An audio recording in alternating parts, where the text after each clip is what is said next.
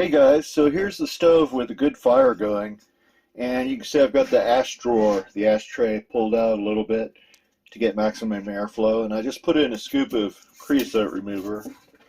I got this big long spoon off of Amazon. It's like a big 11-inch coffee ground spoon, but I use it to insert the stuff all the way, the creosote remover and soot remover all the way in the back of the stove over really hot coals. And I use this Rutland stuff. This is it. And it works quite well. And also this soot remover. And one thing nice about having stainless steel chimney pipes is that you can actually get the fire and blow it using a leaf blower through the front when you close the ash drawer, and that'll force flames up into the chimney pipe and clean out all the gunk that might collect up in there. And I have ceramic insulation around the perimeter of the pipe, so all the way around it, and also underneath here. So, and there's the pipe goes through wood that has a gap filled with a ceramic insulation and ceramic caulk, and the chimney pipes are sealed with 900 degree 3M silicone caulk. And coming outside here you can see the smoke, and again that flare, that pipe flare, it's actually for exhaust flare that I attached, and then I cut off the end of the spark arrestor and inserted that inside the flare. And I use the 45-degree angle, of course, because the wind doesn't blow straight up. So you don't want a straight up pipe.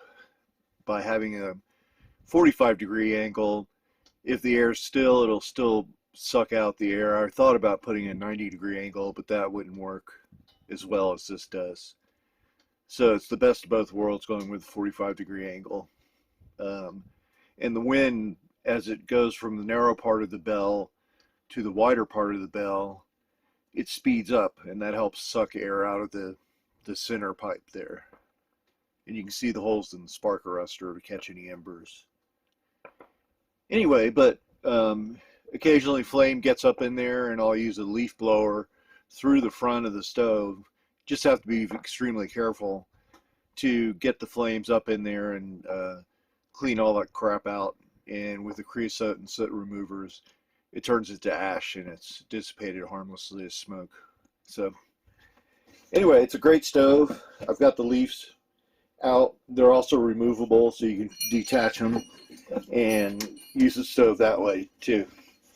So typically at night I fold the leaves down on each side, and I made these are 20-inch by 13-inch shelf brackets, and I put a bar up here where I can hang clothes that are wet to dry, and also just to hold on to, because when I get up in the middle of the night to put in wood in the stove, this thing can get blazing hot, and the last thing I want to do is stumble into it and get burned. So anyway, my trailer is all about 100% functionality. You know, I really don't care how it looks. I just care that it functions well. And the stove came with this little tool here. I bent it, put it in a 45-degree angle there, almost 45-degree angle. It was just an L shape. And it's made for cleaning the ash out, but it was pretty crappy. So I made my own tools. So when you remove the ashtray, you can see it's got an angle down here, this angle here, and so I made a scraper that's got that angle, so I can remove the ashtray and scrape along the side.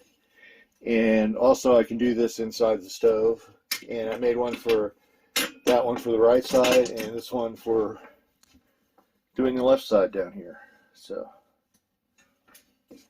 And then for the center part of the oven, I had this scrap angle aluminum, so I made a scraper.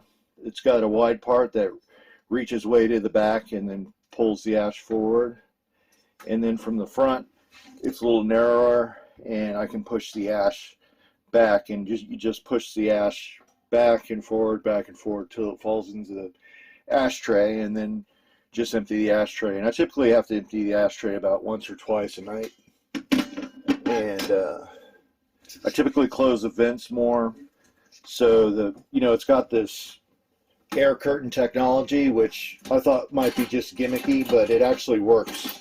And here I'll remove this one leaf, so I can get it off. There we go.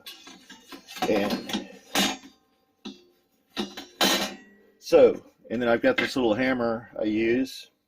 It's for my laser printer and copier repair days, and just knock and that opens that up, and then that draws air down through those slots and helps keep the glass clean and keeps more airflow going into the chimney.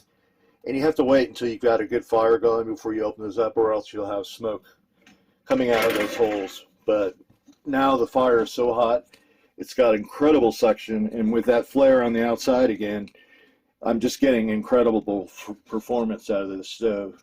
And of course I did anchor it to the table, so this thing is not going anywhere. Can't get knocked over, can't fall over, can't get shaken over when I'm on the road, bouncing around on back roads that are real bumpy. It's just solid.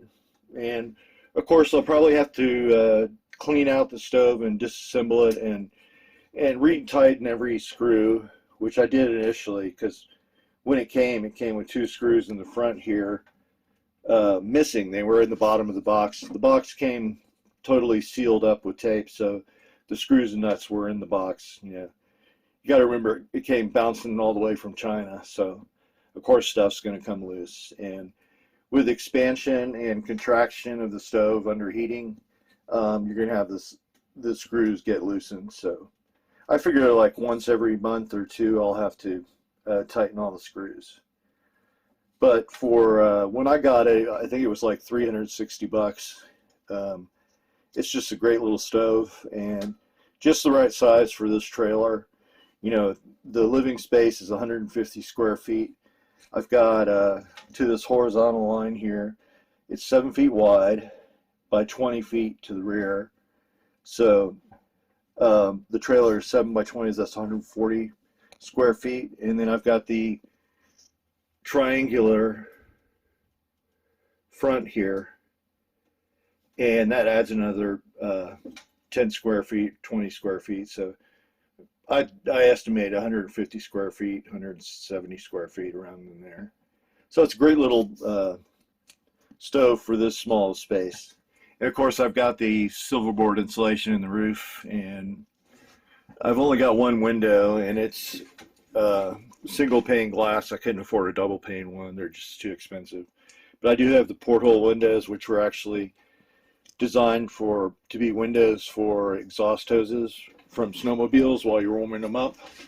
And here's Grace's bed and her porthole, where she gets to growl and bark at the world going by, which she enjoys very much.